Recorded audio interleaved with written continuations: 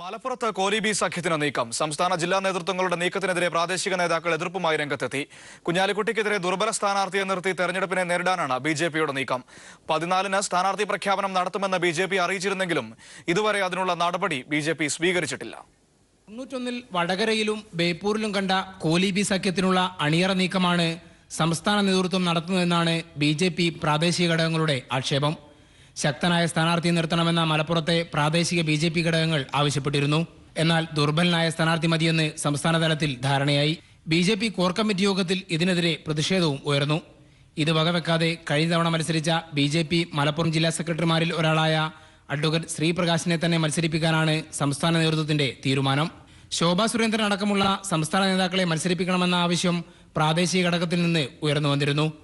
BJP കേന്ദ്ര നേതൃത്വം ഇക്കാര്യത്തിൽ ഇതുവരെ നിലപാടെടുത്തിട്ടുമില്ല. തങ്ങൾക്ക് അനുകൂലമായ നിലപാടെടുക്കുമെന്ന പ്രതീക്ഷയിലാണ് പ്രാദേശിക ബിജെപി നേതാക്കൾ. ലോക്സഭാ തെരഞ്ഞെടുപ്പിന്റെ പ്രാധാന്യം കേന്ദ്ര നേതൃത്വം മനസ്സിലാക്കുമെന്നും അവർ വിശ്വസിക്കുന്നു.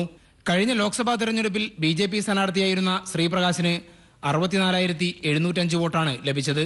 തുടർന്ന് നടന്ന അസംബ്ലി തെരഞ്ഞെടുപ്പിൽ 74,000-ൽ പരം വോട്ട് മലപ്പുറം ലോക്സഭയ്ക്ക് കീഴിൽ വരുന്ന 7 മണ്ഡലങ്ങളിൽ നിന്ന് ബിജെപിക്ക് കിട്ടി.